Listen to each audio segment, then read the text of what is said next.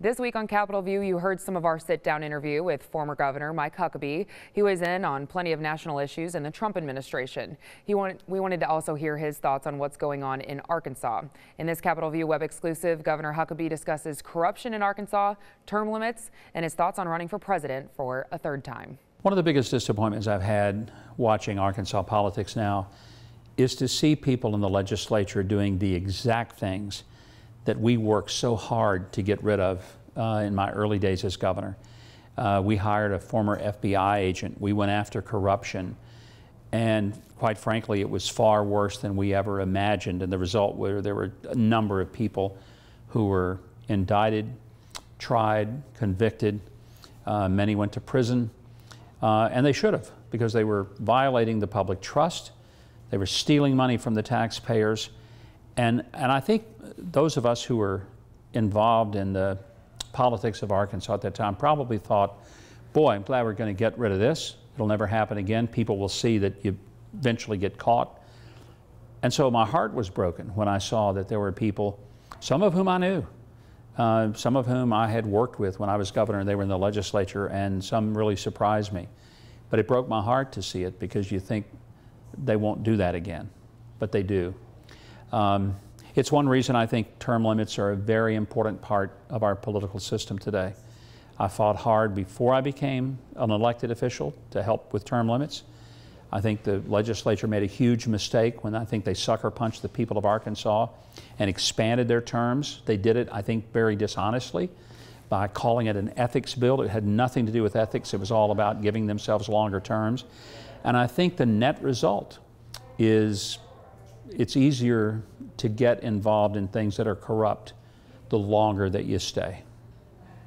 All right, so Governor Hutchinson cutting departments from 42 to 15. Yeah. Thoughts on that? Well, it's the one big thing that I wanted to do when I was governor that we didn't get done. We got it passed in the Senate. We got it really to the House committee, and we had enough votes on the House floor, but it died in the State Agencies Committee in the House because a couple of people just didn't want us to get it done.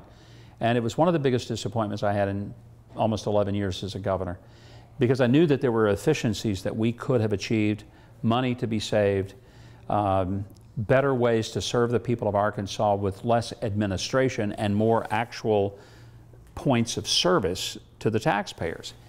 So I'm really glad that Governor Hutchinson is pursuing it. I wish him well, and I hope he achieves it, because I'm convinced, having attempted this 12, 15 years ago, I know that it would be a big improvement in the manner in which state government services are delivered to the people.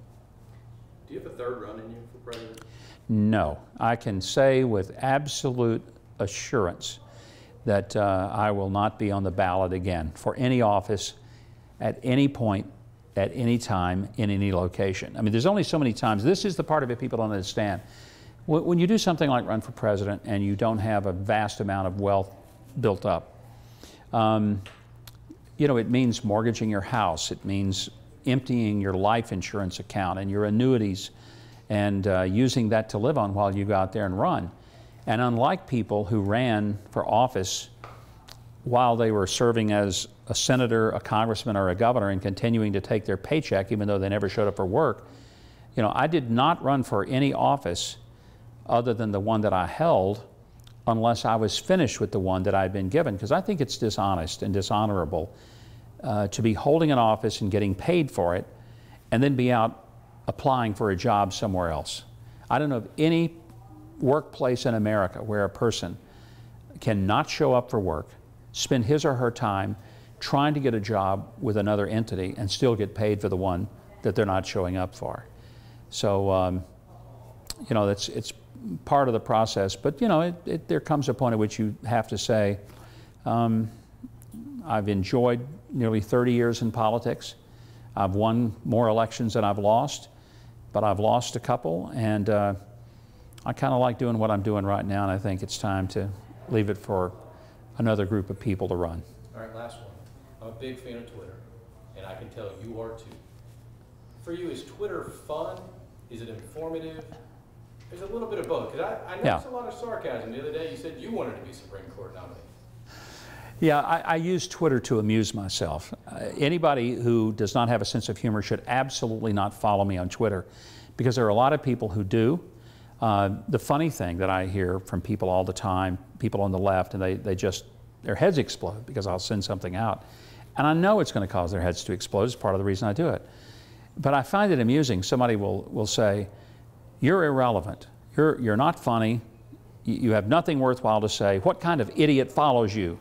And I'll sometimes just say back, "You're the kind of idiot that's following me," because you don't have to. There's no law that says you have to follow me on Twitter.